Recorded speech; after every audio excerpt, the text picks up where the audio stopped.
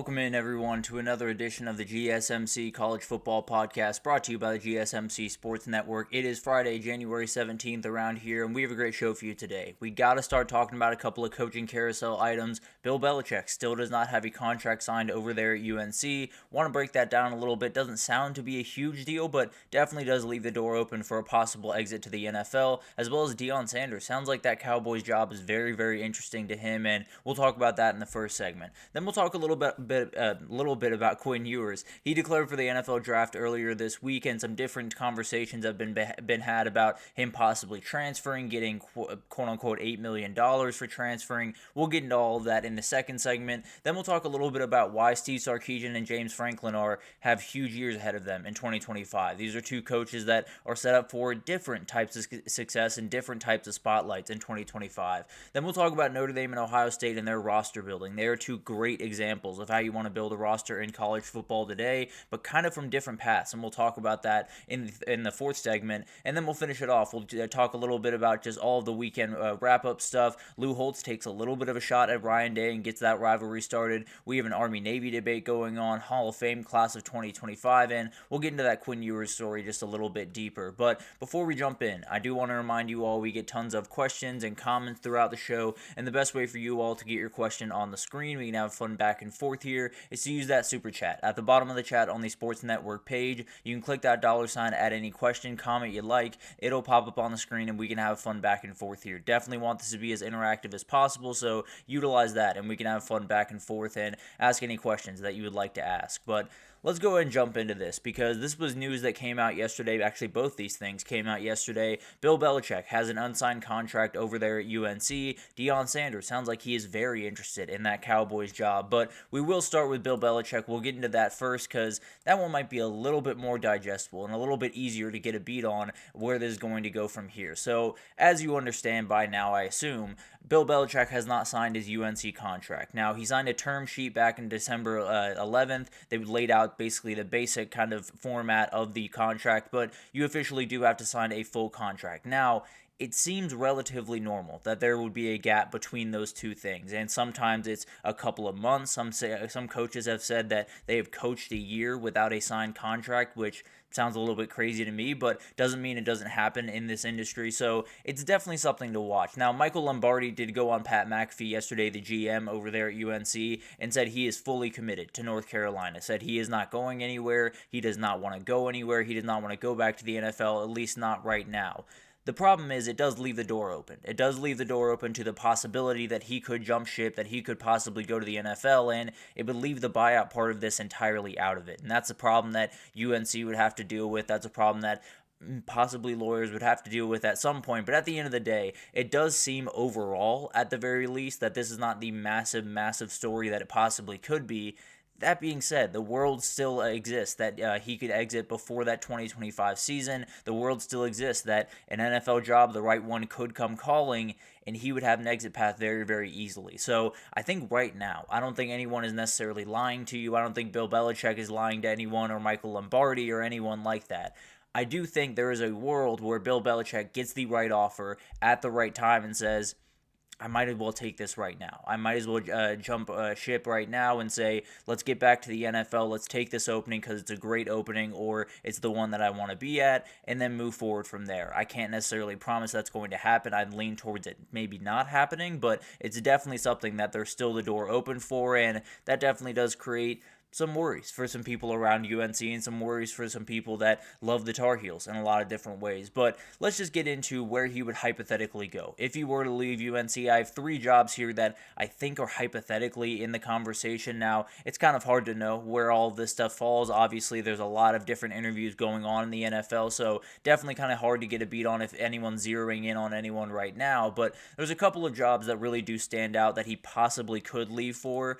I think the biggest one is probably the Raiders. Cowboys. That's the one that everyone is talking about. Tom Brady is a partial owner. There have been reports that they've had conversations about that job and him possibly taking over the reins there. That would be the one that, if this were to happen, I would tend to believe it would be this job. I would tend to believe that he would want to work for, his former quarterback. He would want to be in the organization with him, and obviously having a guy like Brock Bowers on your team doesn't hurt by any means. So I do think this would be the one that you would look at if it were to happen. I do believe it would be over there in Las Vegas more than anything else. But there are a couple other options as well. Jaguars is one of them. This sounds like a job that he has been intrigued by for a couple of years, really. But Doug Peterson was obviously there, has recently been fired. Trevor Lawrence and tons of cap space to play around with. This would be an interesting one. Probably not one that he would leave right now for, but maybe down the road it'll be interesting to watch what happens there. If they give the right offer, he could be someone to jump at it. And then the Cowboys. That's the one that everyone's going to want to watch here. Obviously, him and Jerry Jones do have a good relationship, and this could happen. I don't necessarily think this is going to happen. I think they would have to go through a ton of candidates, and a ton of candidates would have to fade for this to happen. But there is still a world where Jerry Jones calls up his buddy and says, "Do you want to coach the team?" And he says yes. So that's definitely still on the table. But overall, I think the biggest thing, my overall take on this is, I want Bill Belichick in college football, at least for a year. I would like to see how that unfolds over there at UNC. I do think we're going to get that in 2025. I'll be honest. I do think he's going to be in college football. I don't think this story is too much of a big deal, at least right now. Obviously, it's not a story right now. Could very well become a story very quickly. So it's something definitely to keep your eye out on. There's a couple of jobs, the Raiders, the Jaguars, and the Cowboys, that I think are probably the front runners if this were to happen. But more than anything else, I tend to believe he will be there at on opening day in 2025 for UNC. I think he will be the head coach in 2025 for the Tar Heels. But moving forward after that, I think you have a million different questions, and that's kind of the reality that you get when you hire a Bill Belichick, is you're going to have to deal with this type of thing. So obviously going to be a very interesting thing to watch, and could take a very quick turn over the weekend. I fully expect him to be at UNC. He is out there recruiting right now. I have very few questions that he will be the coach in 2025. After that, I have no promises for Tar Heels fans. Then we got to talk about Deion Sanders and the Cowboys, because Ed Warder, an NFL reporter and former ESPN employee, has said Deion Sanders would almost certainly accept the Cowboys job if he was offered it, and Jerry is quote-unquote enamored with the idea. This one's a tougher situation for me. This one isn't quite as cut and dry as that Bill Belichick one. I do think this is one that very well could happen. Now, I'm not necessarily saying that Deion is like walking out the door right now and he's packing his bags or anything like that, but I do fully agree with him when he says he loves Colorado, he loves the community. But the reality is, a chance to coach the Dallas Cowboys does not come along very often. It is a once-in-a-lifetime opportunity, and it might just be one that he cannot say no to if he were to be offered it. He has not been formally offered, at least as I understand it. That obviously could come in time, and then we'll see what happens from there. But it does spur questions for the guy right next to him, Shedeur Sanders. What would happen there? Would they trade with the Titans, try to get the number 1 overall pick and draft him? Would they get rid of Dak? Would they keep Dak? And Deion would be more than fine with not coaching his sons at the next level. He said he really wants to, but definitely something to watch there. That would be a very interesting kind of sub-storyline to this, is what would happen for Shedeur Sanders if this were to happen. But this is definitely something that I think is up in the air. And the bigger question is, would this work for Deion? Would it work better than what is working now in Colorado? I'd say no, if I'm being totally honest. I think Deion's ability is that if he can work with absolute confidence, with absolute backing, and not having people looking over his shoulder every 2 seconds, he is going to be more successful. Jerry Jones is going to be looking over your shoulder every 2 seconds. Let's just be honest about how the Cowboys situation works. He's the GM. He's the owner. He is going to be in your business a lot. Now, Deion obviously has a great relationship with him. I don't think it would be too explosive, but it also wouldn't be opening Deion the way that you probably should. He is a very, very capable individual. He is also someone that, if you put parameters on him, if you put kind of boundaries around him, he can't operate to his full potential. You have to make sure that he can do what he needs to do, and I'm not sure if he'd be able to do that at the Cowboys as much as he would at Colorado. Now, there's been conversations about possible NIL money not being quite what he wants it at Colorado, so there's a lot of different factors kind of going into this, and it does make me think a little bit more so that this could possibly be a real opportunity for him to take. So this is something to watch. There's no doubt about that. Now, my overall take is, relatively similar to what Bill Belichick's is. I want Deion Sanders in college football. He brings eyes. He makes it more fun for people, and I really think he's a good coach. I think he cares about his kids. Frankly, I think he's been really incredible when he's been at Colorado, and I think he's had a really positive impact on these players and these kids' lives. No doubt about that. So I do think I very much want him at Colorado. I'd like for him to stay at Colorado for a long time, but I am a realist. The Cowboys come calling, and the reality is it's very hard to say no to that job, especially when you used to play there, especially when you have a good relationship with Jerry Jones. So if he does leave, if he walks out the door for Colorado this year and they're scrambling and a lot of guys are leaving, it will be chaos. There's no doubt about that. But if he does leave, what he's done for that program will be remarkable, and a lot of the stuff he's done will last beyond him. A lot of the fans that got involved in Colorado football just won't be able to shake it just because Deion isn't on the sideline. So that is something to watch. If he is hired, it'll be very, very interesting to watch, and it'll be almost entirely because of what he's done at Colorado. It's been incredible to watch. I just hope we get to watch it for at least 2025. But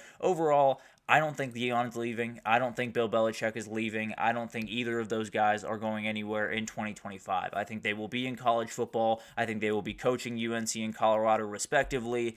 And then we'll move from there, because the reality is both those guys are going to be up for a number of different jobs. Deion Sanders and Bill Belichick at the NFL level, Deion Sanders at the college level, all over the place if they continue the path that they're on. So it'll be an interesting thing to watch. Doesn't sound like the Bill Belichick story is too much of anything. Sounds like it's something that is relatively explainable, something that happens relatively normally in the world of college football and the world of sports in general. So not super worried about him leaving UNC, but that could change very, very quickly. And then for Colorado and Deion, I think he's staying. As of right now, I lean towards him staying. That being said, if the interest is that real for the Cowboys job and the interest from Jerry Jones is that real, these things could change very quickly. So obviously something to watch as we go through this weekend and into next week. I don't expect anything to happen around those two guys. I expect them to be their coaches of the places that they are right now.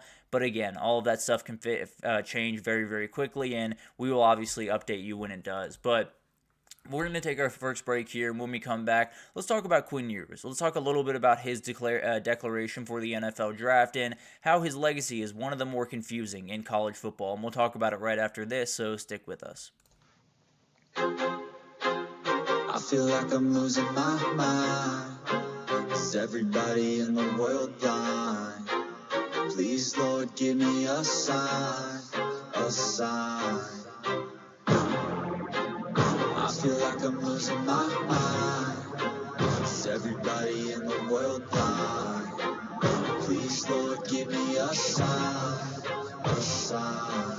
I wanna be the greatest. Everybody on the fake shit. I look around and feel like everybody is the fakest. I make this every day and I'm impatient, hoping one day I blow up from the basement. Statement, the top is so vacant. I don't hear shit that I think is amazing. Waiting for my day when I'm playing sold out shows for 1,000 faces. Hey, give me that crown, get in my way and to be put down. It ain't your place, all this my town. If I want that shit, then I'll get it right now.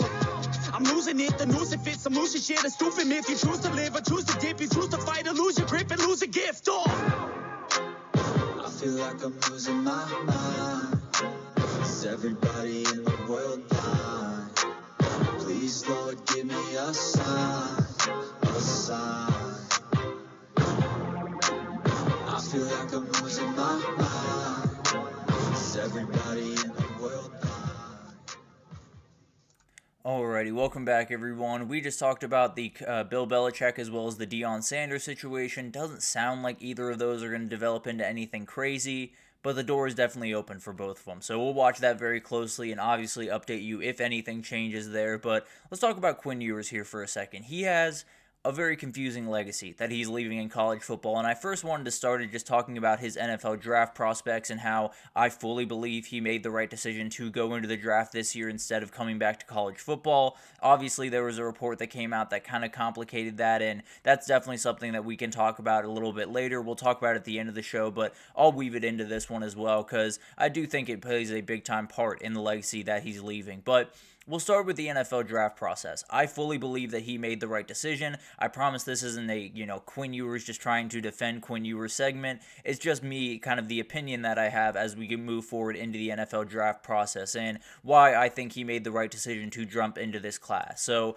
The first one is he could be QB3 in this class. Now, I'm not saying this is a given, but the reality of this quarterback class is it's Cam Ward, Shedeur Sanders, and everyone else. You cannot necessarily rank everyone the way that you want to. A lot of people love Jalen Milroe. I'm not necessarily one of those people, but at the end of the day, Quinn Ewers could absolutely be the quarterback 3 of this class. He is someone that you get him into an open air space, you get him into a combine type space to throw the football, he is going to wow you. There's just no doubt about that. He's done it a number of times throughout his career. It is absolutely something that I fully expect to happen at the combine. And throughout this year, he's dealt with an injury in 12 of the 14 games that he ended up playing. It's one of those things where you never really know what this guy is going to look like as you go throughout the NFL draft process. You never really know if maybe his base looks a little bit stronger then than it does right now because he doesn't have to deal with a little bit of an ankle injury or a little bit of an oblique injury and different things that he's dealt with throughout his career and throughout this year. He doesn't have to deal with throughout this NFL draft process, or at least won't later on. So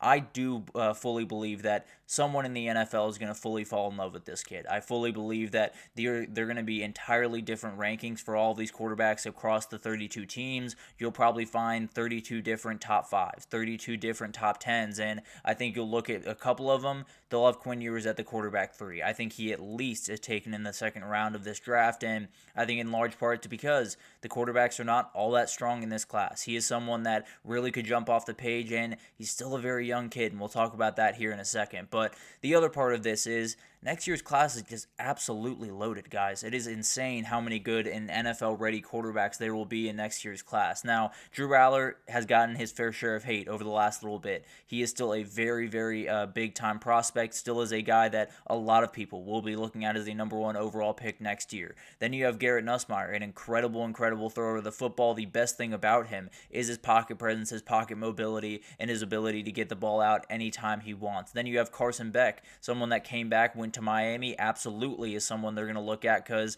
that's the way they were looking at him coming into this year as the number 1 overall pick. He could absolutely find himself back to the at least top 10, top 15 conversation. And then a guy like Cade Klubnik, absolutely going to be a conversation here, someone that absolutely can use his legs, but the arm talent is getting much better throughout his career, and he's becoming a player that I absolutely think is going to get drafted maybe in the first round, if not in the second round. So you look forward to next year. This was Quinn Ewers' opening. This is a weak quarterback class where the ability for him to get healthy and the ability for him to show him and, not fully healthy, really ripping the ball around during the combine is going to give some teams a new perspective on him, and he won't have to go up against guys that just look outright NFL ready right this second. So I do think this was the opening that he had. I think this was a weak quarterback class, and I think the ability that Quinn Ewers does have will be able to stand out much more in this class than it will in next year's class with some real, just incredible NFL prospects.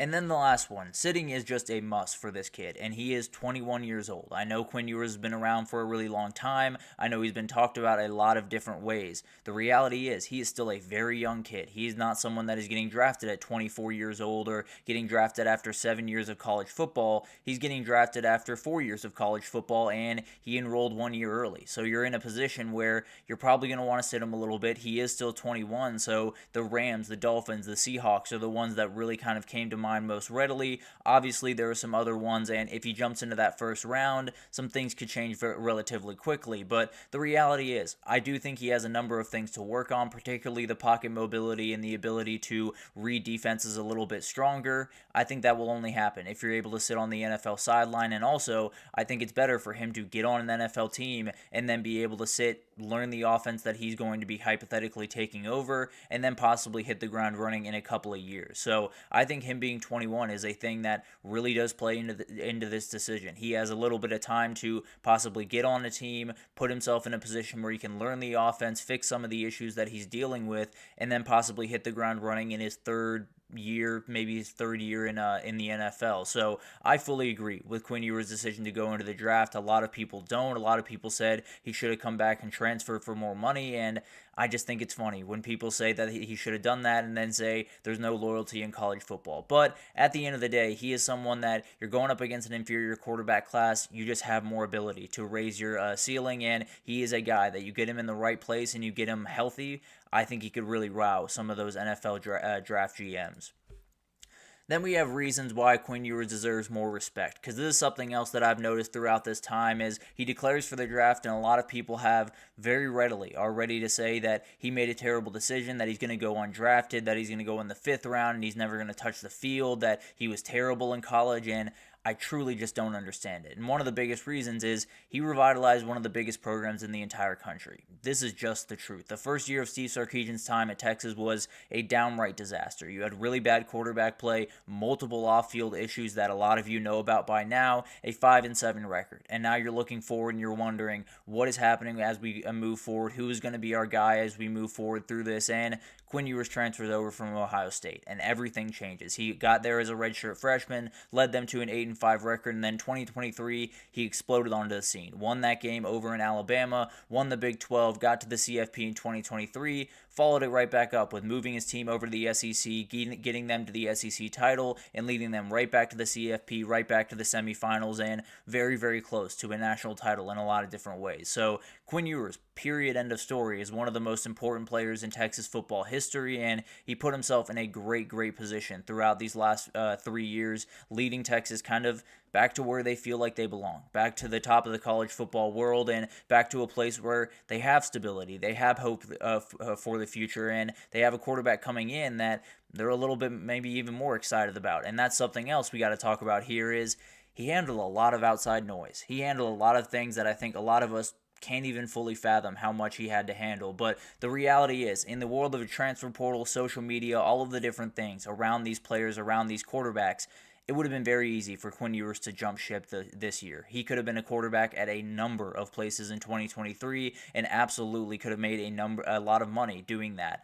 He decided to stay at Texas, and he did it for a reason because he wanted to be at Texas. Now, he started his career at Ohio State, obviously did transfer over, but if you know anything about that recruitment, you know if Steve Sarkisian was there 1 year earlier, Quinn Ewers is probably there 1 year earlier. That was kind of the reality of that. So you're in a position now where Arch Manning's sitting right behind you, and every time he runs on the field, whether it's for a play or to start a game, the crowd goes absolutely crazy. Not nearly as crazy as they go when Quinn Ewers runs on the field, and that's got to be frustrating. He could throw for 5 touchdowns and then throw 1 pick, and he was never going to be quite good enough. It was going to be, the conversation was always going to be, well, Arch Manning would have made that throw. Well, Arch Manning would have won that game. Well, Arch Manning would have had more ability to get out of that sack, and the only one of those that is true is the last one. He does have more of ability to get out of sacks, but the reality is Quinn Ewers has handled a lot of different stuff throughout his career, and the biggest one is the Arch Manning cloud that has been over him. Now, he and Arch get along incredibly well. Their relationship seems to be really, really great, but everyone outside of it really put a lot on him, put a lot of stress on him, and definitely made him feel like he wasn't even the most popular guy on the team because he just plainly wasn't. But he continued to deliver, he continued to win his team games, and he continued to put him in positions to possibly get to the CFP and maybe even win a national title. Came a little bit short of that goal, but overall, handling the outside noise of what Arch Manning is had to have been just incredibly, incredibly tough, and he handled it about as well as you could possibly ask someone to handle it. And then finally, the recruitment of Quinn Ewers put some unrealistic expectations on him. And this is not me trying to make you guys feel bad for Quinn Ewers for being able to play college football and get paid $1.4 million to go to Ohio State. I promise you that is not what I'm doing. But what I will say is, when he went to Ohio State, that was the conversation. It was, oh my God, he's getting paid $1 million to go play college football. Now we look back 3 years later, 4 years later, and we're looking at Darian Mensah getting paid $3.5 to go to Duke, and Carson Beck getting paid $4 million to go down to Miami. So it's really not all that crazy as we look back on it now, but it was definitely something that created a lot of expectations for this kid and made it so if he didn't win a national championship, if he didn't win a Heisman, if he didn't do just ridiculous things at the college football level, he was going to get torn apart. Now, this is not to say he doesn't have real issues. He absolutely does, and they are issues that couldn't hurt his NFL career. No doubt about that. You know, the pocket mobility is a problem. The pocket presence is a problem. The, arm slot that gets some balls knocked down is an issue. There are issues with Quinn Ewers, so I'm not trying to fully defend him or anything like that, but the reality is he was put in a position where he was the poster child for NIL. He was the guy that broke the dam. That is NIL now, and he's the guy that took over over a program that, let's just be totally honest, not a lot of people like. So there was all the pressure in the world on him, all the hype in the world on him, and all he did was kind of just execute. He did his job. He handled all the crazy noise, and he was really, really good, guys. He was obviously not perfect and definitely missed the mark, and there's a good argument to be made that in a couple of different moments throughout this year, he kept Texas from being quite the team that they could have been offensively. But the reality is, the career that he has had has been downright remarkable, and he represents a lot of the great things about college football that a lot of people bemoan are gone now. You know, the idea of he could have transferred after this year and said, I'm going to go make a lot of money somewhere, and we'll talk about that $8 million a little bit later. I don't think that's the number, but I do think he foregoed money to go to the NFL draft because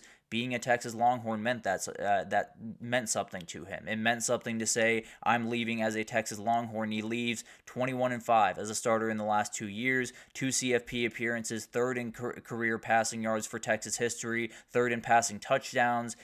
The dude was remarkable. There's no doubt about that. And he represented a lot of the great things that we love about college football, but he just wasn't quite the player that everyone expected him to be. He wasn't quite the number one overall pick, the Heisman winner, the championship winner that everyone loved him to be.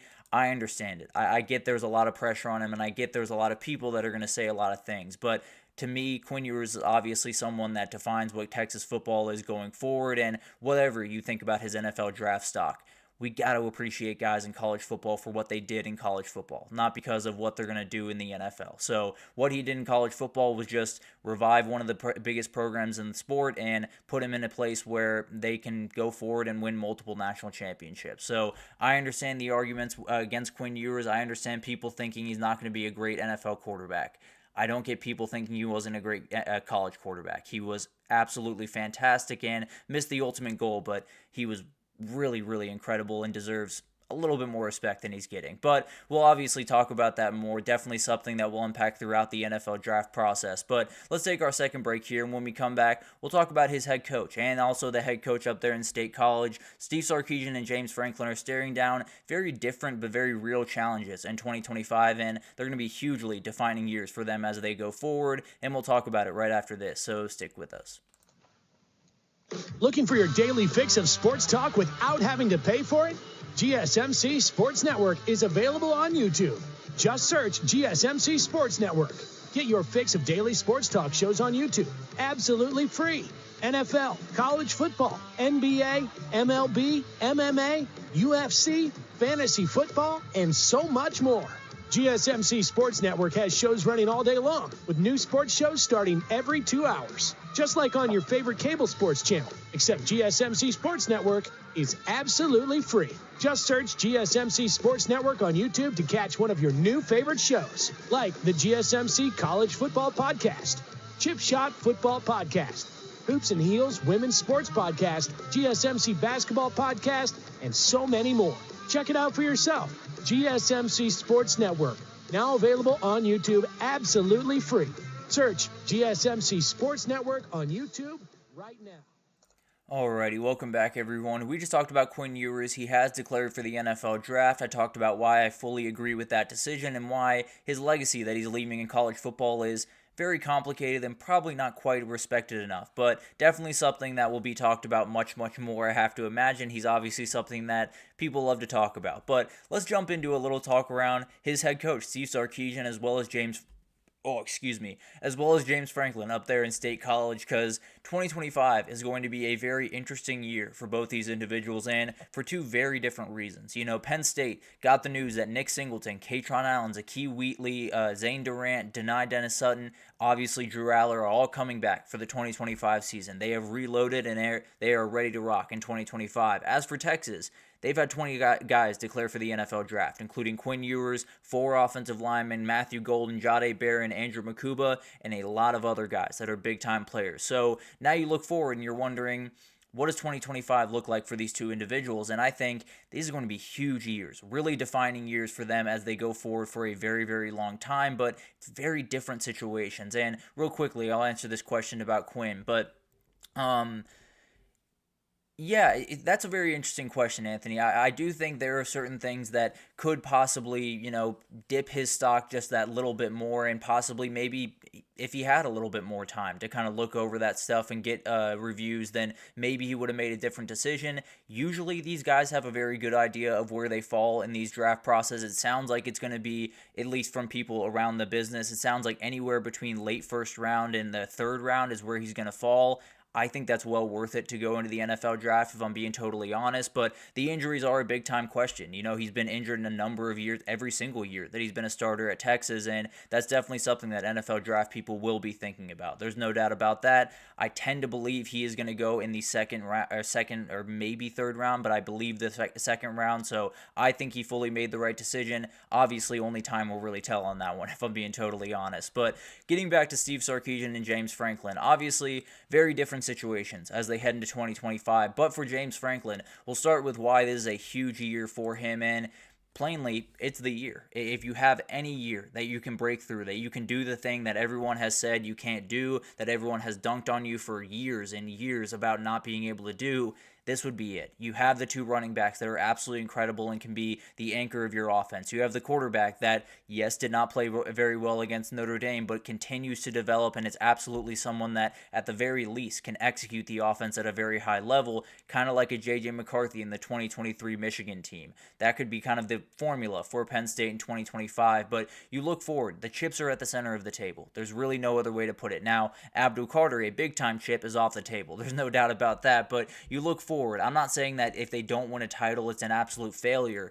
I am saying if they don't get over the hump and get a big-time win over Ohio State, over Oregon, over a Big Ten champion in the CFP, they will be talked about. It will be a big mistake, and it will be a moment that a lot of people around James Franklin will wonder, is this not only, a joke? Is this not just a punchline anymore? Is this just the reality of who he is? And do we want to make a decision about where we want to move forward? Because there's a lot of different questions about where he's going forward in this. And Anthony, it's a fight back and forth. He's a very, very hard guy to get a beat on, is Quinn Ewers, especially in the NFL draft process. I tend to think a little bit higher of him. I think there are a lot of people in the NFL that will, and really more than anything else, I just think there's going to be a lot of different rankings as we get into that. So I think there's going to be someone that's going to fall in love with him. There's always GMs that fall in love with different guys throughout that process. So I think he's going to go higher than the 4th or 5th round. If he does, then that's a conversation we can have about whether he should have come back or not. But for James Franklin and Penn State, the biggest thing otherwise is new quarterbacks in the for all your rivals in the Big Ten. You look around the Big Ten, it's a lot of inexperienced guys. Not saying you have the most experienced guy in the world, but definitely the most experienced of this group. You have Julian Sain coming in at Ohio State. I fully believe he's going to be a great quarterback. Still a very young guy, no doubt about that. And then you have Dante Moore, a guy over at Oregon that, again, very, very capable. Ability is out the window. Definitely still young. Definitely still kind of getting the reins. And then Bryce Underwood, the guy that's going to be talked about just insane amounts as you head into this season. He is someone that is getting thrown into the fire pretty much right away. Now, maybe Mikey Keene could be a starter over there, but I'd be relatively surprised, if I'm being totally honest. I do think there's a big-time question there, and I think when you look forward, Drew Aller is not necessarily the perfect quarterback. He has questions to answer, and he's absolutely someone that needs to take a step forward, but there's no world where he shouldn't be one of the top, if not the top quarterback in the Big Ten, and then one of the top quarterbacks in the country. Truly, that is the period, end of story on that one. If he is not, then this Penn State team is going to leave a lot on the table in 2025. And then this might be the biggest one. James Franklin is a great head coach, and he can win Penn State 10, maybe 11 games a year, and maybe that's good enough for some Penn State fans. Maybe they're okay with that. Maybe they'll just ride out the rest of their days being a good team in college football, and excuse me. Frankly, there are worse ways to spend your time, but the reality is everyone wants to get over the hump. Everyone wants to win a national title. Whether or not how close you are is reality or not, I don't know. But you look around, everyone wants to win a national title, and I'm not saying that James Franklin had a similar year to this year. He's absolutely fired. But I am saying there's a moment throughout this year where if they lose that Ohio State game, if they lose to Michigan, if they lose to Oregon, and they don't necessarily make that big-time step, people are going to be looking around and wondering, do we just pull the plug? Do we just decide to move on from James Franklin, say, we love being good, it's a really, really fun thing, but it's not good enough. We want to be great. We want to be elite, and he's absolutely someone that they're going to have conversations about his future. I'm not saying he's going to get fired after 2025. I'm just saying 2025 is a golden opportunity, and everyone around there knows it, including him, and it definitely could be a very interesting thing to watch. But honest to God, Anthony, I have I don't think there's any reality where Drew Aller gets beat out for that job. I think his comfortability in that offense is going to be huge. I think his arm talent is truly incredible, and I just think he's a really good quarterback. He did not play great football against Notre Dame. I'm not necessarily arguing that he did, but I do think he's a quarterback that can elevate a ton, and be one of the best quarterbacks in the country next year, really. So I don't expect anyone to come in now. If Ethan Grockmeyer does take over that job, it's very, very clear that he very much deserves that, because if he wouldn't have if Drew Aller was, or if he wasn't, absolutely incredible. So I fully expect Drew Aller to be the starter. If he's not the starter, then I think Penn State has a couple more problems than they're admitting right now. But moving forward to Steve Sarkisian and Texas, because there's a different conversation here. Real quick, Penn State defensive line here. So Abdul Carter leaving is going to be a huge question, and there's a couple of different guys on that line that are not quite as experienced as you'd like them to be. I do think getting Deni Dennis Sutton back, I do think getting Zane Durant back were absolutely huge additions, and they're going to have the talent that is young. It's one of those things where you do have to put your trust into some younger players and definitely have to have them deliver, but when you have those two guys in Zane Durant and Deni Dennis Sutton, I think you have a little bit more variability. You have a little bit more kind of comfortability in the way that you can go about your defensive line, and it'll likely work out pretty well for them. Now, the defensive coordinator is going to have a huge amount to do with that, and that's definitely something we'll talk about later, but that's something that I'm not overly worried about with Penn State. Obviously, losing Abdul Carter is a nightmare, but it's not necessarily a death sentence, if I would say. But for Steve Sarkisian in Texas, it's the entirely different problem. You don't have everyone coming back. You have pretty much everyone walking out the door. He has 20 guys declared for the draft. At least 13 of those guys are getting drafted. Kelvin Banks, Cam Williams, Jahdae Barron, likely going in the first round. We talked about Quinn Ewers a lot of different debates about where Quinn Ewers will go. I tend to believe it's going to be in the second round. Some people say closer to the fourth. I'd be surprised if he made the decision not knowing he was going to go at least a little bit early. But then you do have a Matthew Golden guy that's getting a lot of love around. Isaiah Bond could very well go in the first two rounds. And then Jaden Blue, the other two offensive linemen in this thing, Makuba, Helm, Broughton, Cam Williams going to go in the first round, Alfred Collins, Vernon Broughton. A lot of guys are on the outside, are going out the door, and a lot of guys are going to be drafted. So it's a load to replace. There's no doubt about that.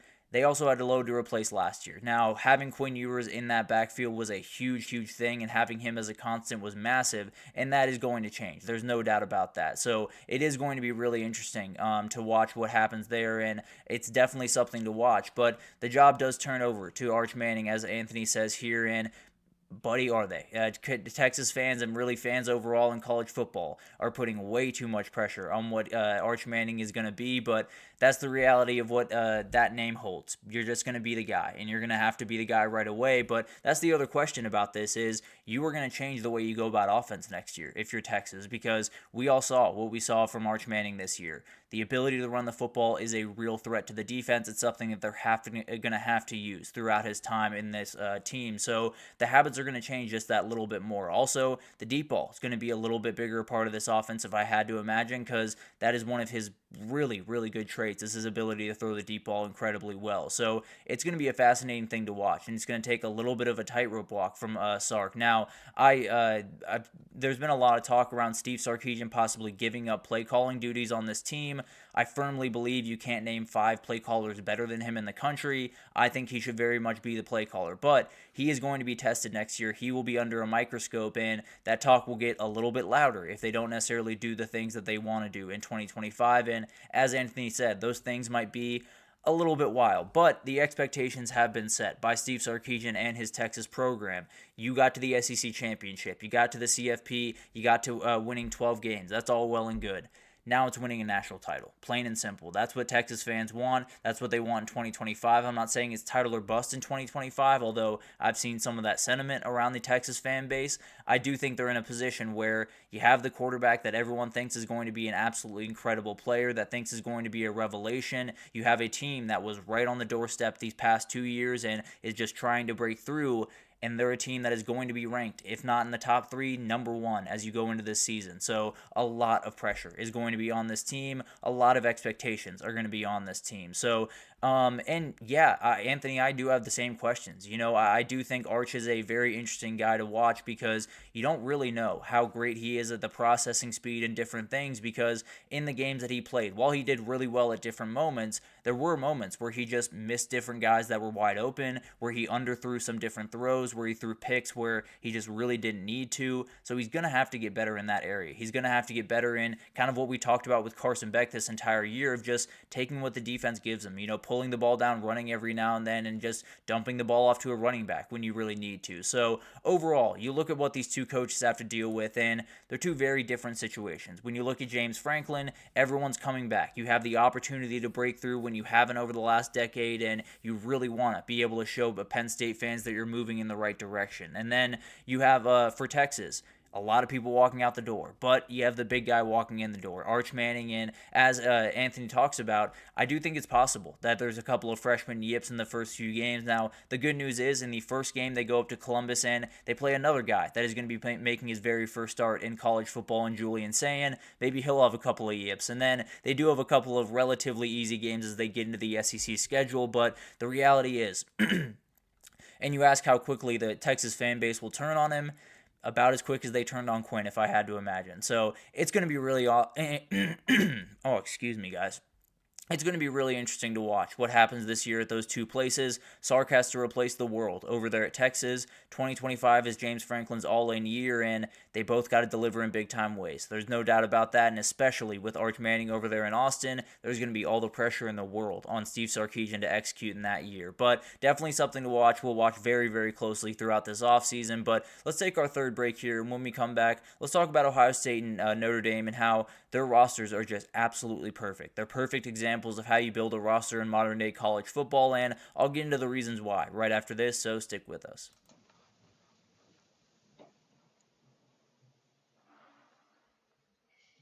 For the best and latest podcasts available anywhere, go to the podcast app on your cell phone and type in GSMC to access free content-rich podcasts on health and wellness, book reviews, sports, entertainment, relationships, social media, movies, technology, finance, and even weird news. Subscribe and download the GSMC Podcast Network's family of shows, available everywhere podcasts are found.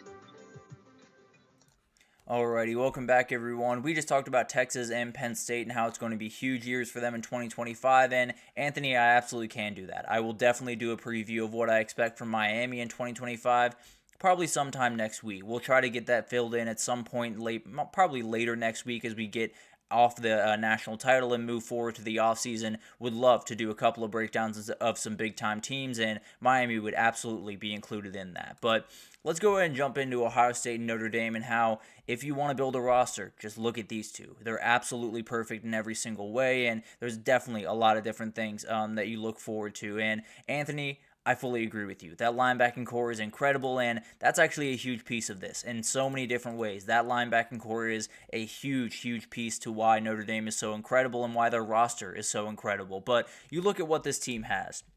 In the offseason, Ohio State brought in 4 huge transfers. They brought in more than 4 transfers, but 4 guys that are absolutely incredible and absolutely just remarkable players, and that is Will Howard, Caleb Downs, Seth McLaughlin, the center that is now out, and Quinshon Judkins. Those are the guys that were real headline grabbers. There was Will Kamarick, that is a very talented player, but never quite caught on the way you wanted them to over there. And then Notre Dame, they pitched up Mitch Jeter to be their kicker, has been incredible the last couple of days. Jaden Harrison came over from Marshall, returned to kick in the Georgia game, and then obviously Riley Leonard to lead the way. So both these teams dabbled in the portal just a little bit, but what's the reason that they've nailed it? What's the reason that they've kind of really found their stride in this year, and why have they been able to really tap into who they are? Because really, when it comes down to building a roster, there's a couple of things that you want. You want veteran presence on that team, you want the quarterback to lead the way, and then you want to play into your strengths, and both these teams do that incredibly well. And we'll start with Ohio State first. The veteran defense cannot be overstated in this group. We'll talk about Caleb Downs, and I would argue he's the best player on this defense, maybe the best defensive player in this game on Monday. But the reality is, everyone else is why this team is special. Everyone else, especially the seniors of Jack Sawyer, JTT, Cody Simon, Talik Williams, Ty Hamilton, Denzel Burke, Lathan Ransom, and so many more guys that could very well be suiting up for the NFL playoffs right now are in the Ohio State jersey, and they're getting ready for this game. They decided to come back to win the game on Monday, and that gave them remarkable stability in that group. If all of those guys walk out the door, or even if some of them walk out the door, if you don't have a Cody Simon in the middle of your defense to go along with a Sonny Styles, a lot of things can break down. And then you have if you don't have Lathan Ransom on that back end to help out with Caleb Downs, a lot of different things could break down pretty quickly. So the ability to have these veteran players just laden throughout your defense and then have the talented Caleb Downs in the middle of that, it is remarkable what they've been able to do with that group, and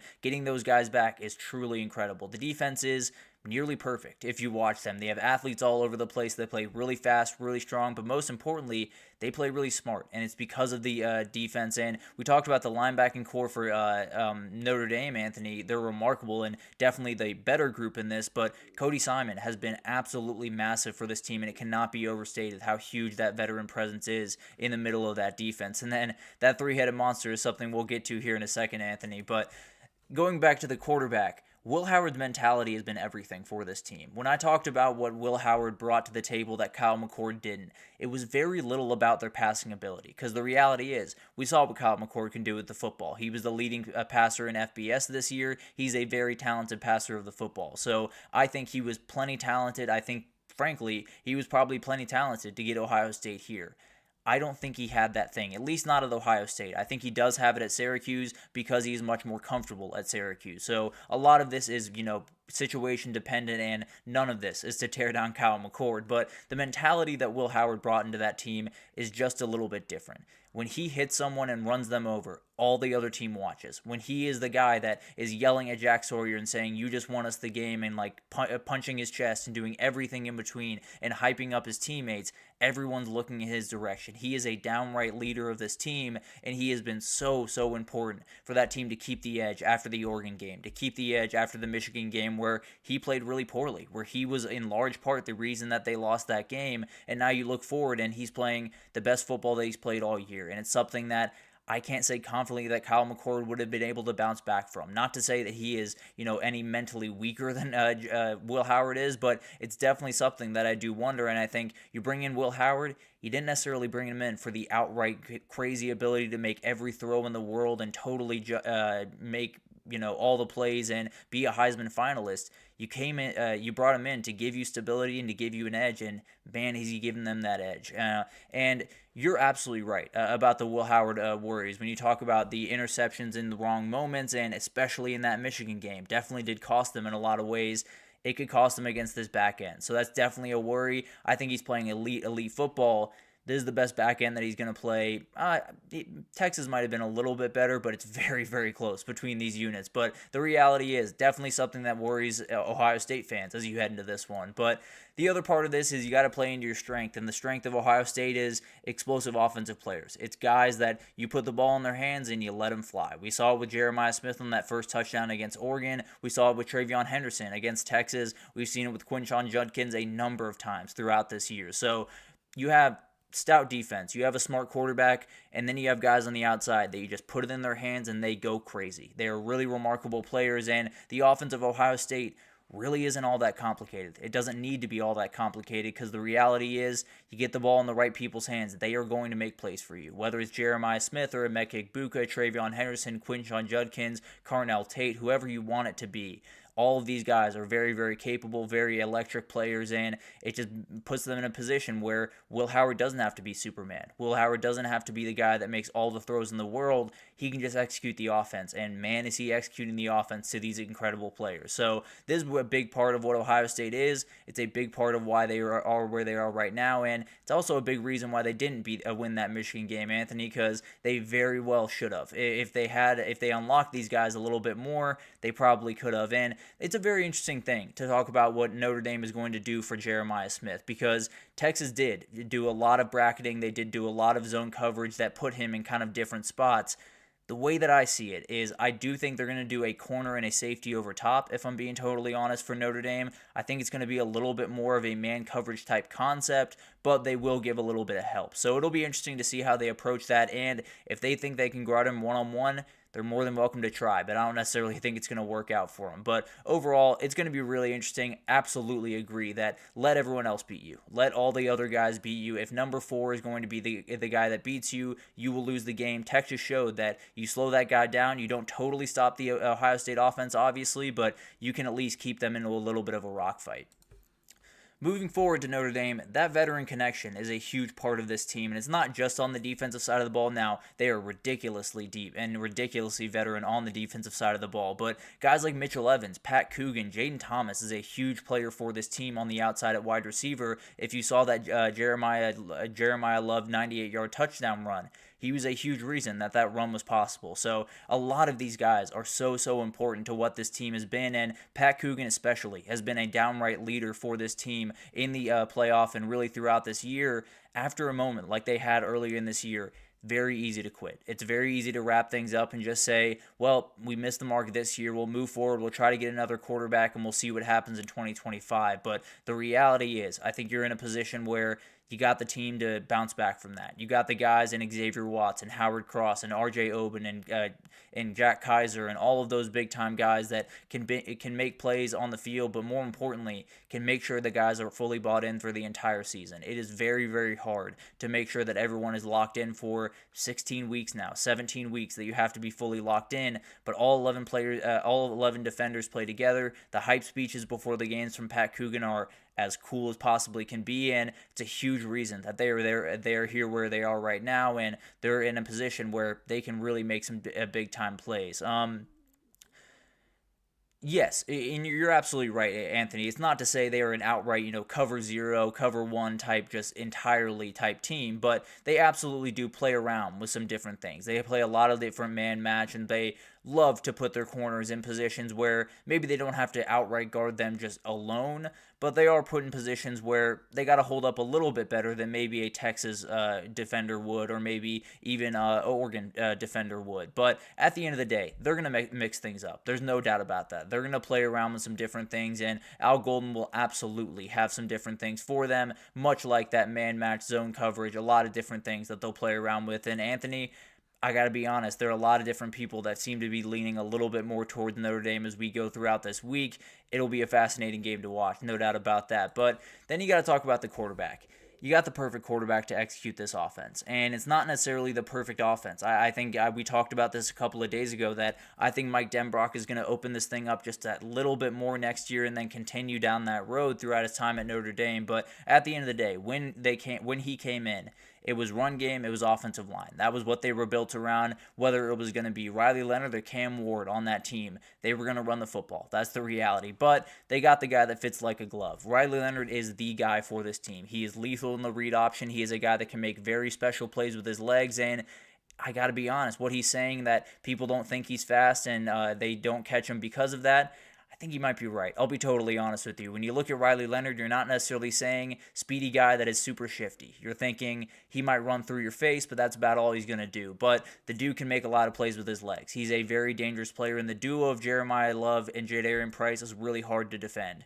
You add that to the mix. You add Riley Leonard to the mix, and it makes it nearly impossible. I'll be totally honest. We talked about the three-headed monster, Anthony, a couple of minutes ago, and it is a huge reason why they're here, and bringing in someone like Riley Leonard is exactly the guy that they needed to lead that three-headed monster the way that they wanted to. So it's going to be awesome to see what happens. And yeah, absolutely. I do think there are certain things that will come into play over the next couple of years that Notre Dame's just going to have to push the ball downfield more, because the quarterbacks coming in are really good at pushing the ball downfield, a little bit more so than Riley Leonard. And I think the wide receiver talent is getting a lot better over there over the last couple of years. But the last part of this is they have the depth at the right places. This is a run game. This is a team that is going to play really aggressive defense, and they've had a lot of injuries. They've had a lot of guys go down. Benjamin Morrison goes down in the back end, no problem. They just put in Christian Gray, put in Leonard Moore, and they continue on their way. Charles Jagusa goes down. Anthony Knapp becomes a freshman All-American. Same with Howard Cross, same with Riley Mills. He goes down, and Gabriel Rubio pops up into the mix, and he makes play after play. So you're looking at this team. It's not a perfect team. It's not the most explosive team in the world. You're not going to look at the wide receiver room and say, man, these guys are littered with ridiculous athletes that are going to play in the NFL. What you are going to see is defensive line, offensive line rooms that are as deep and as talented as you will see in the entire country. And that's exactly what they needed. They didn't necessarily need all the great playmakers on the outside and a million guys behind them. They needed the guys on the interior because that's how they were going to win football games. So building a depth in a portal era is remarkably hard, especially at positions that everyone is looking for every single class. Everyone's looking for offensive linemen. Everyone's looking for defensive linemen, and Notre Dame's been able to hold on to those guys. So it's going to be really interesting to watch what happens there, and definitely is going to be really interesting to see what happens with this game. But quick question from Anthony here about left tackles for Notre Dame.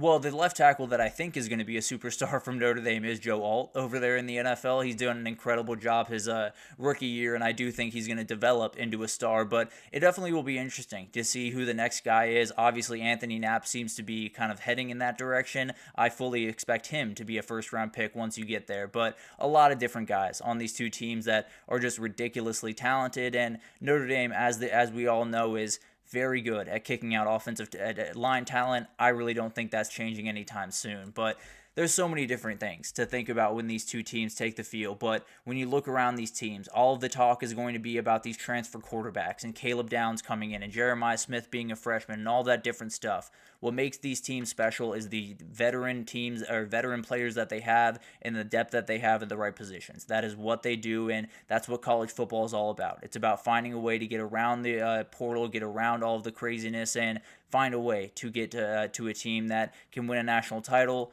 Both these teams have that. There's no doubt about that. And the roster construction by Marcus Freeman and Ryan Day has been downright masterful throughout the last couple of years. So remarkable respect to them. The retention of these guys has to be incredibly tough in the offseason. But at the end of the day, you are at the mountaintop just one win away from possibly making a little bit of a run. So that'll be very interesting to talk about. Definitely we'll talk about that in more detail. But let's take our last break here. When we come back, we'll do a little bit of a weekend wrap-up. Lou Holtz had a little bit of thing to say about Ryan Day, and we'll talk about it right after this, so stick with us.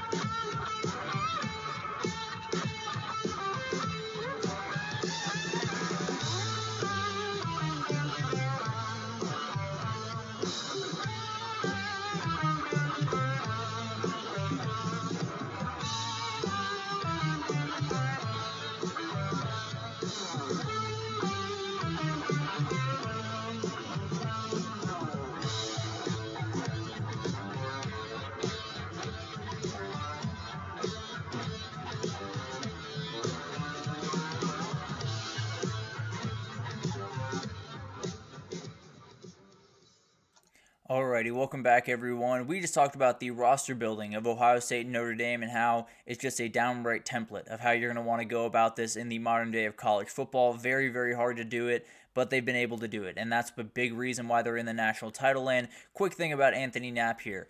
I don't know. I don't know where he falls in that kind of like generational offensive line talent because frankly, I don't know enough about offensive line play. I do my very best to analyze it as best I can, but what I do know is he came in the very last hour of that fall camp, took over for Charles Jagusa that they were very excited about at that left tackle position, and became a freshman All-American. Gave up no sacks in the last 9 games of the season. I think he's a downright star. Might not be quite to the level of what Joe Alt is, but frankly, if he's this good as a freshman, I have no doubts that he could be a very, very talented player and very likely a top 5 or top 10 pick once you get to the NFL draft that he will be a part of in 2027, if I'm being correct, which sounds crazy right about now, but that's going to be a very fun group, no doubt about it, and Anthony Knapp will be right towards the top of that, if I had to imagine. But a little bit of a weekend roundup. We got a couple of different things to get into here, and I wanted to start with just that little bit of beef that I think people have been looking for the past couple of days, and Lou Holtz gave it to us yesterday. He gave a little bit of shot at Ryan Day in Ohio State, and I gotta be honest, it's awesome. I know I didn't want this to get crazy. I don't want Ryan Day to have terrible things to say about Lou Holtz or anything like that. I love a little bit of a jab. I got to be honest. In the tweet, it goes, Lou Holtz posted on social media, if Notre Dame doesn't win, it's because they want to preserve Ryan Day's job. I was originally going to be at the game in spirit. Now I'll be dragging my body along as well. So we will see Lou Holtz at this game on Monday, and there will be a little bit of that rivalry that will be alive in this game. It's going to be something that's going to be very interesting to watch. There's no doubt about that, but it's going to be really, really funny. There's no doubt. I think it's one of those things that Lou Holtz says that Notre Dame has the culture, the heart, and the defense to win this one. If Ryan Day wins this one 17-14 like he did last one, I got to assume he says something in the postgame. So this was more just something that the crazy part in me just kind of wanted to see happen. The little chaotic part in me kind of wanted to see happen, and it officially did. And we'll see what happens after the game. I have to assume it won't be anything crazy, but I like a good rivalry as we head into this one, even if it is between two head coaches, one of which is not on the staff right now. But love the energy and definitely something that will be an interesting thing to watch as we get into Monday. Then we do have a little Army-Navy game debate going on in college football, and I'll start with two quotes, and you can decide which one that you more identify with. Paul Feinbaum on the scheduling of Army-Navy. I'm going to upset somebody, but the week of Army-Navy needs to be the playoffs. It is a wasted Saturday. Joel Klatt it's getting pinched by the Heisman. It's getting pinched by the playoff. Now a bowl game on the same day. It's not in the right spot. Army-Navy needs to start the football season. Two things about this. The first quote is the absolute wrong way to look at that. Paul Feinbaum is looking at this entirely incorrectly. If you think the Army-Navy Saturday is a wasted Saturday, I'm sorry you don't love college football nearly as much as you think you do. Plain and simple. It is what tradition is. It is one of the last things that we have in the sport that is tradition, is that game. So that is a crazy statement. That is not something that we should even be discussing, it being a wasted Saturday, quote unquote. For Joe Klatt, that is the more right way to look at it, that it is getting pinched by the Heisman, it is getting pinched by the playoff, it is getting pinched by bowl games, and we have to find a way to make sure that it is on a pedestal. Now, I don't necessarily love the idea of it starting the season. I'll be totally honest. I think it's one of those things where it needs to be protected. We need to find a way for this game to be in its special slot, kind of alone, being able to really put a lot of emphasis on it, because these teams deserve that respect. They absolutely deserve that moment in the sun, and they only get it about once a year. Let's be honest. How many Army-Navy games are you watching before that game that has no other games around it? So we have to find a way to celebrate these teams. We have to find a way to put them on a little bit of a pedestal.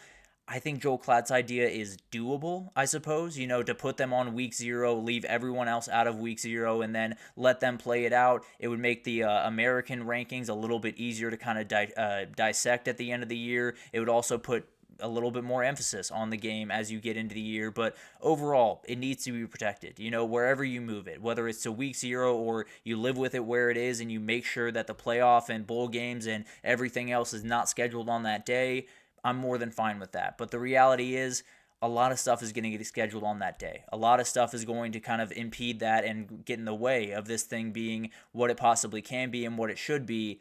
And I think that's something that we have to worry about. It's definitely something we're going to have to think about, and it's definitely a debate that will go on for a very, very long time around this. And if what we need to do to keep it special is to put it on that first week of the season, then I'll live with that. I don't necessarily love it, but at the end of the day, it's got to be able to be on the spotlight that it very much deserves. And if it doesn't, then we're losing another piece of college football that is very, very important.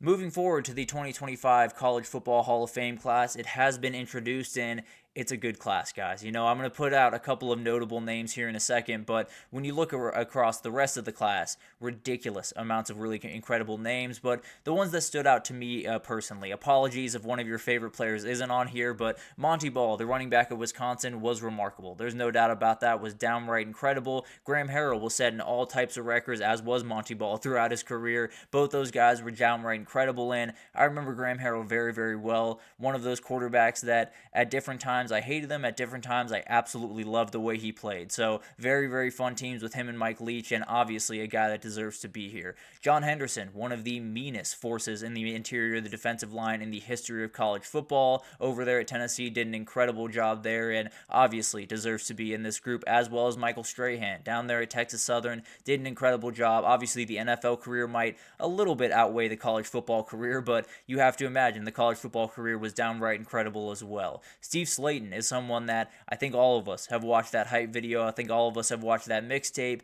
It is downright incredible to watch what that guy could do. But the reality was on one of the best offenses in West Virginia history, and is absolutely someone that should be in this group. Michael Huff, a former Jim Thorpe Award winner over at Texas, kind of one of the starts of the kind of DBU talk over there at Texas that a lot of people have, and definitely is a debate that can be had. And then you have two head coaches, Alex Mack, fantastic center over there at Cal, had a long NFL career, especially for my Atlanta Falcons. Love that dude, no doubt about it. And then Urban Meyer and Nick Saban, two of the best head coaches in the entire history of college football, getting introduced to the Hall of Fame class. This is an all-time class. There's no doubt about that. This is a team that, if you put together a team from this group and you put them in their prime, man, Mike Vick throwing the ball to Steve Slayton would be a special thing to watch. I can tell you that. But Michael Vick is obviously a big name in this as well. Almost led Virginia Tech to a national title on just pure athletic ability. Downright incredible player, and definitely a guy that was just really, really remarkable over there at Virginia Tech, and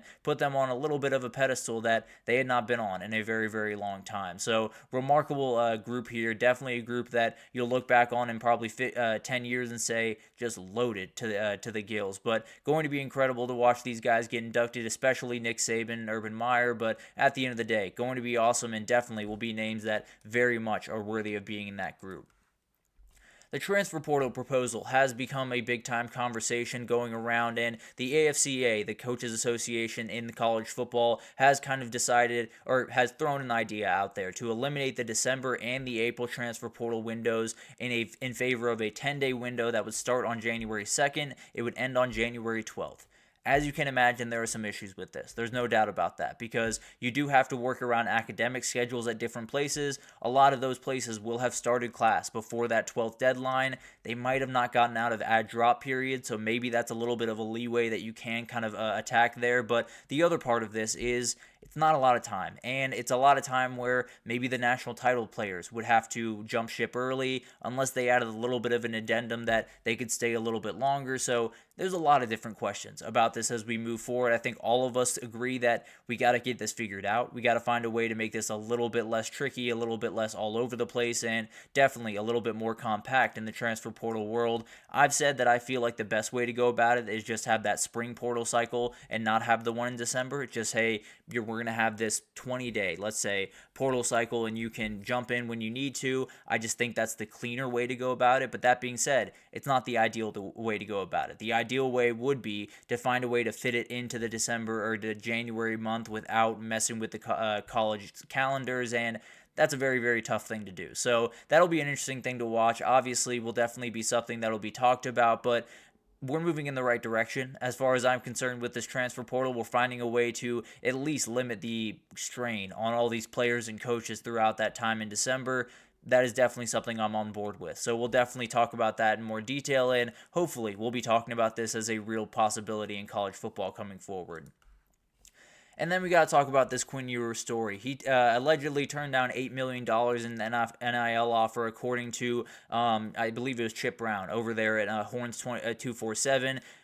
I don't think this is a real number. I'll be totally honest with you. I just don't think it's a real number. He made $6 million in his 3 years at Texas.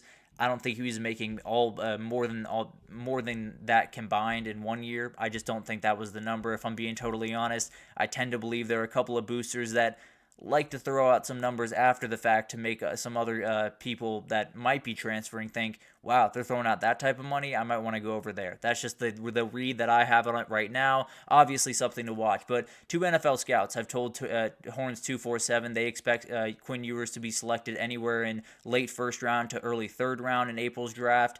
Like we talked about, Anthony, a lot of different debates on that, and definitely will be a very interesting thing to watch. I could see him sliding to the fifth. I tend to believe he's going to fall somewhere in that realm that they described there, but definitely will be a very interesting thing to watch. But the number I don't entirely buy. I don't think anyone was fledging up $8 million for Quinn Ewers. I do think someone threw money at him. I can almost promise you someone threw money at him throughout his process, and he decided to go to the NFL anyway. And I think it's really because he wanted to be remembered as a Texas Longhorn. Now, he did have the time over there at Ohio State, but obviously being at Texas meant the world to him, and I think that played a huge factor. So it's a nice thing, in the world of college football where everyone's talking about how money is the only thing and these kids only care about money and they're pushing everything towards that. Guy just foregoed money to make sure that his legacy that was intact and to make sure that he was loyal to the team that he wanted to be loyal to. So I think that's a really good thing. Some people have scoffed at that and said it's a dumb decision.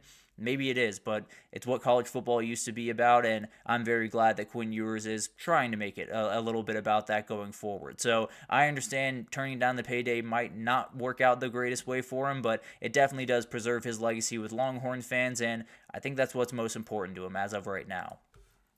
The other part that came out yesterday, Micah Hudson is no longer with the Texas A&M football program. He has left that program after about a week or two with that program, transferred over from Texas Tech. Very talented five-star freshman that came in that didn't get a lot of playing time at Texas Tech, but the talent is just off the charts. Sounds like he is dealing with some mental health struggles. Sounds like he's dealing with some outside things that have very little to do with football. Obviously hoping the best for him, hoping he can find a place that he feels comfortable, that he can really thrive, because the talent level of this kid is really, really incredible. He is someone that absolutely can play on Sundays at some point, but he's got stuff to figure out. So hoping for the best for him. Obviously very talented player, and wherever his next stop is, definitely will be rooting for him and hope he can find his footing and really take off with the talent that he has. And then the revenue sharing breakdown is starting to be shown throughout these last couple of weeks. We've had a couple of different things, and really yesterday was a big-time conversation around this. It sounds like, at least initially, it was reported that about 75% of this $20.5 million that can be shared around the athletic department, around 75% will go to football, 15% to men's basketball, 5% to women's basketball, and 5% to everyone else.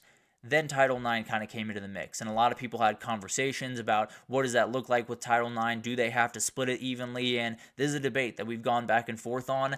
I really don't know the answer. I got to be totally honest with you guys. This is a totally new world in college sports, and I don't know how much Title IX plays into this. If it does fully play into this, then it would probably have to be split 50-50 down the middle with men's and women's sports. And you can think about that what you want to think about that. I definitely have a relative opinion on that, but would like to figure out exactly how this is going to work before I do a full-time segment on this. So just wanted to give you guys an idea of where that stands. It sounds like right now a lot of the money is going towards football, but there could be a big-time hurdle that gets in the way, and definitely will be a very interesting thing to watch. So we'll get into that in time. Obviously is a big-time thing to talk about as we get into 2025, and will define 2025 in so many different ways, and could possibly tip the scales right back to the teams that you didn't want it to tip the scales back to. But at the end of the day, that's the sport that we live in, and it'll be very interesting to watch what happens with that, because that is one of the big-time storylines of this offseason, is just how that revenue sharing goes into place and how it works once it is in place. But honestly, going to be a crazy time. Over this weekend, I think you could see Bill Belichick leave at college football, although I don't bet on it. You could see Deion Sanders leave college football, although I don't bet on that either. But overall, an incredible week, an incredible game coming up on Monday. We'll be back on Monday to talk about it, but that'll do it for this edition of the GSMC College Football Podcast presented by the GSMC Sports Network. Your support means a lot to us, so please remember to subscribe to the show, leave a positive review. It does make a huge difference. Also, follow us on Facebook, Twitter, TikTok, Instagram, all the social pages for all the content and updates you could possibly need. We have great people covering every single sport you could want. So anything in the world of sports you need, come on over to GSMC and we have you totally covered. But thank you once again for listening. We'll be back on Monday to tie up some loose ends for that national title on Monday night. Mm-hmm. Mm-hmm. Mm-hmm.